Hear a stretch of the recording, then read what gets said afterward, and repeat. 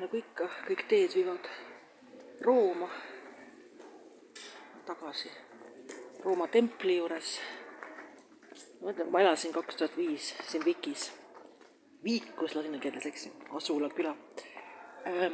Siis jah, roomlased on nagu sellised inimesed, kes võtavad koera ja panevad koerale nimeks koer, eks. Viigo on ka Galiitsias ühes Viikusest tehtud. Viigo on ka mul üks lemmikkoht, need Vikk ja Viigo mõlemad lemmikkohad. No nii, seda Rooma templi juurde ma alati satun. Alati 2005, kui ma siin olen, ma alati mõtlesin, millega kurat see roomlane hakkama sai, kes siia pärismaalasi kamandama saadeti. Sest talvel, kui ma olin siin elasin, oli siuke mõnus udus ja selline külm ja vah. Aga vot selline tore tempel. Ma mõtlen, kui ma siia tulen, miks ma rohkem siin ei käi, eks. No, üks põhjus on muidugi lennufirmad, sest peab olema triljonär, et ma teeks prompt tulla, et peab ikka ette ostma, aga üks mõte ongi, et hakata need Ryanairi pileteid hästi kaua ette ostma ja kui mõne kaotab, siis kaotab, eks ju. Et ükskord isegi tulin, ma mäletan, Tallinn-Barcelona oli 20 € millegiga pilet, nii et. Aga seekord ei olnud nii odav, aga mingi 100 edasi-tagasi, midagi sellist, päris taluta. Et jah, sest kõik kohad on mul siin käe jala juures, eks ju, ma tean, kuhu minna, mida teha. Ja hing nagu selles mõttes laulab siin. Hea on olla.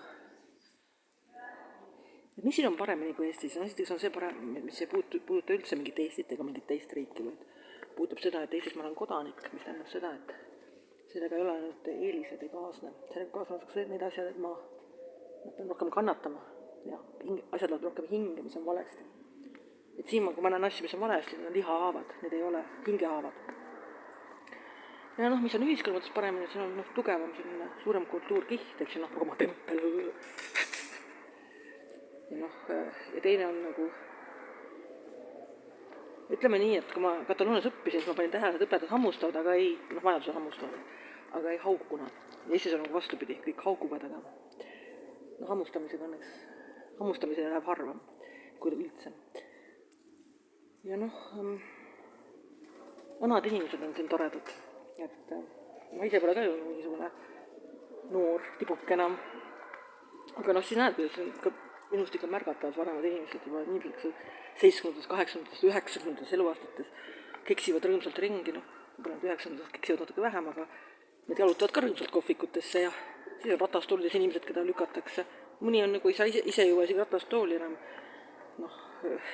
ma ei tea, veeretada edasi, aga keegi lükkab siis ja viiakse ikka kohvikusse ja ta ikka rõõmustab seal.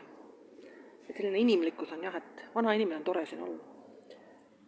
Et ma Eestis näen, nagu vanad inimesed on kuidagi väga sellised masendunud.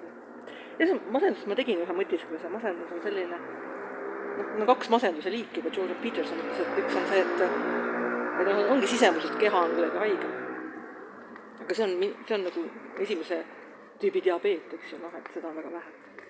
Et enamik on nagu teise tüübi diabeet, ehk siis välistest oludest tingitud asi. Ja selle raviks piisab ainult ühest asjast, need välised olud tuleb eemaldada. Ja. Nii, see tuleb millegi pärast veel. Turiste.